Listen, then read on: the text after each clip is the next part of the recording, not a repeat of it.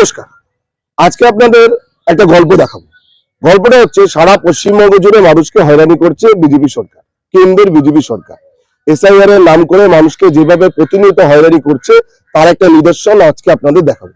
এখন আমরা উপস্থিত রয়েছি গয়েশপুর পৌরসভার 1 নম্বর ওয়ার্ডের আমরা ঝিলপাড়ে উপস্থিত রয়েছি।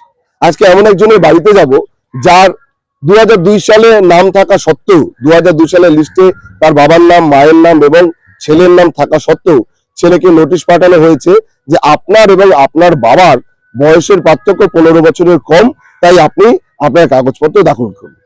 আজকে পুরো ব্যাপারটা কি হয়েছে দেখবো, চলুন সেই বাড়িতে যাওয়া যাক। এসছি আমরা সেই বাড়িতে। এই হচ্ছে নোটিশ, এই হচ্ছে যতীন বাড়ুই।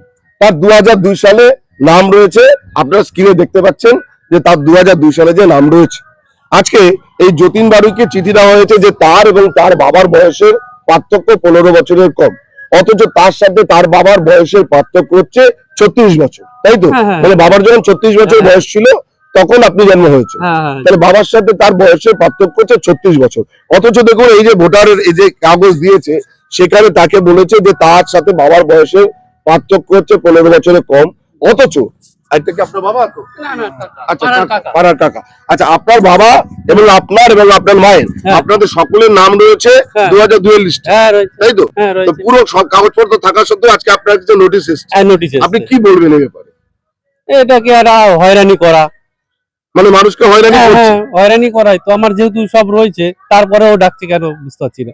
তাহলে মানুষকে হয়রানি করার জন্য একদম উদ্গ্রীব হয়ে রয়েছে হচ্ছে বিজেপি সরকার। অর্থাৎ মানুষকে কিভাবে সারাটা জীবন এরা জ্বালিয়েছে। আজকে নোটবন্দি থেকে শুরু করে যখন নোটবন্দি হয়েছিল মানুষকে লাইনে দাঁড় করিয়েছে। আজকে প্রচুর মানুষ এই এসআইআর এর নাম করে প্রচুর মানুষ মারা গেছে, আপনারা জানেন, আতঙ্কে।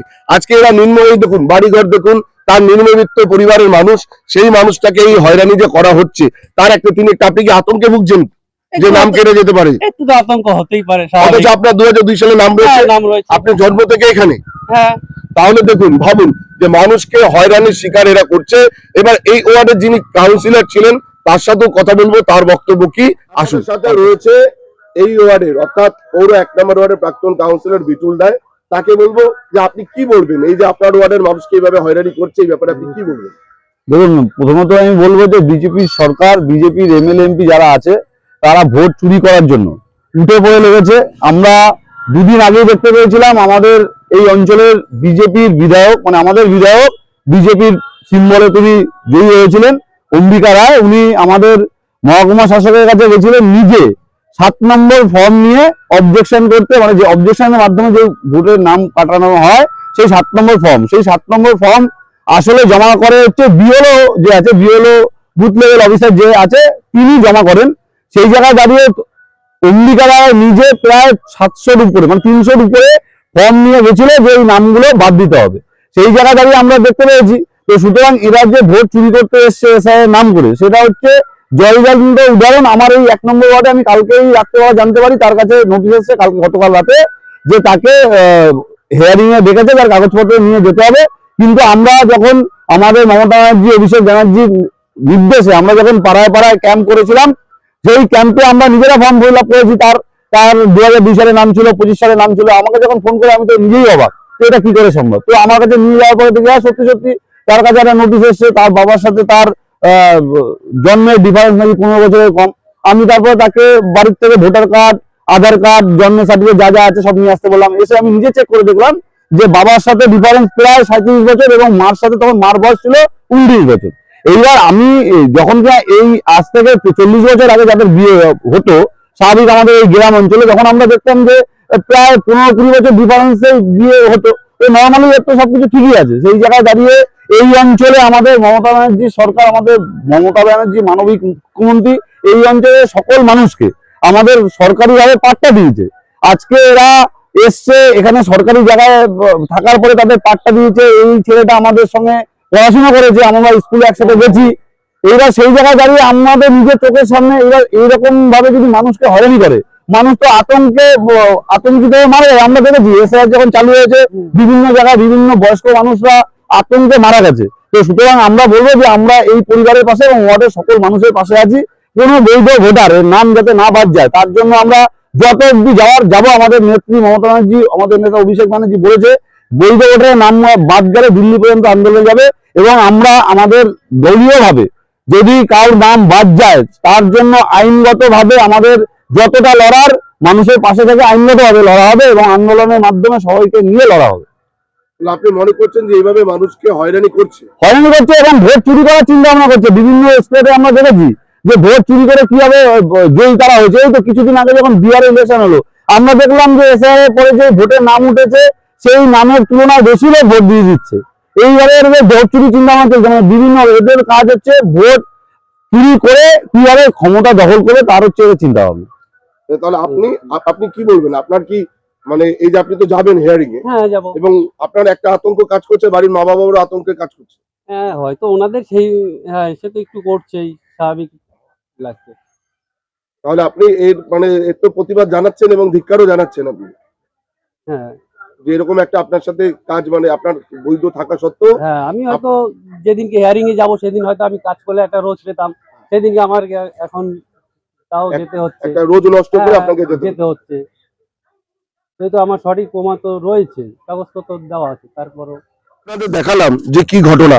এই ওয়ার্ডের প্রাক্তন কাউন্সিলর তিনি কি বললেন, এবং যার কাছে এই যতীন বারুই যার কাছে চিঠিটা এসছে তিনি কতটা আতঙ্কে রয়েছেন, তার পরিবার কতটা আতঙ্কে রয়েছেন। তার 2002 সালে নাম থাকা সত্ত্বেও তার আবার তাকে ডেকে পাঠিয়ে হয়রানি করছে, এবং তিনি বলেছেন যে আমি সেদিন হিয়ারিং এ না গিয়ে যদি আমি আমার কাজ করতে যাই একটা রোজ আমার নষ্ট হচ্ছে।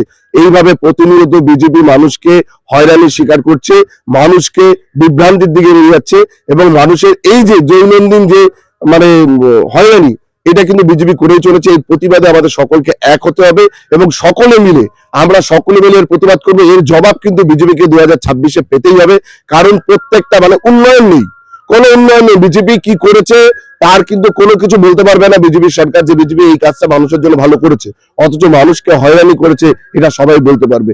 তাই সকলে একজোট হন, এবং একজোট হয়ে 2026-এ এর মোক্ষম জবাব দিতে হবে। আর যদি কোনো বৈধ ভোটারের নাম বাদ যায় তাহলে কিন্তু তৃণমূল কংগ্রেস ছেড়ে কথা বলবে না। মমতা ব্যানার্জি, অভিষেক বন্দ্যোপাধ্যায়ের নেতৃত্বে সারা বাংলা জুড়ে এবং দিল্লিতে গিয়ে পর্যন্ত আমাদের আন্দোলন চলবে। মানুষকে হয়রানি করছে, তো দেখা গেল আপনার গয়েশপুর পৌরসভার 1 নম্বর ওয়ার্ডে এরকম একটি লোককে ডেকে পাঠিয়েছে, আপনি এই ব্যাপারে কি বলবেন? হ্যাঁ, গয়েশপুর পৌরসভার 1 নম্বর ওয়ার্ড 235 নম্বর বুথ, সেখানে ওই যতীন বারুই, জিতেন বারুই মানে বাপ ছেলে, তাকে হ্যারিকে চিঠি পাঠিয়েছে যে 15 বছর ডিফারেন্স নেই, মানে 15 বছর কম ডিফারেন্স বাবার সাথে ছেলের। কিন্তু এটা সম্পূর্ণ মিথ্যা, কারণ 1/1/95-তে তার বাবার বয়স 47, আর ছেলের বয়স 1/1/2003-এ 19 বছর, অর্থাৎ ছেলে 85 সালে জন্মেছে। তাহলে 85 সালে ছেলে জন্মেছে, আর 85 সালে তার বয়স ছিল 36+ বাবার। তো 36 বছর বয়সে ছেলে হয়েছে, তাহলে কোথায় তার সাথে 15 বছরের ডিফারেন্স নেই সেটা বলতে হচ্ছে সর্বম মিথ্যা। কারণ বাবার বয়স 36, তখন তার সন্তান হয়েছে। এখন বাবার বয়স হচ্ছে 77-78-এর মতো, আর ছেলের যে বয়স, সেই ছেলের বয়স 44 বা কত এরকম একটা আছে। সুতরাং তো ঠিকই আছে। তাহলে মানুষকে হয়রানি করছে যে এখন তো বিজেপি সবই বলে দিচ্ছে, নির্বাচন কমিশন সবই বলে দিচ্ছে, কত বছরে বাচ্চা হবে সেটাও তাদের থেকে অনুমতি নিয়েই হবে। এখন তো দেখছি সেইটাই। তাহলে এর আপনারা ধিক্কার জানাচ্ছেন? একদম এর প্রতিবাদ করছি এবং ধিক্কার জানাচ্ছি গণতন্ত্রে হস্তক্ষেপ।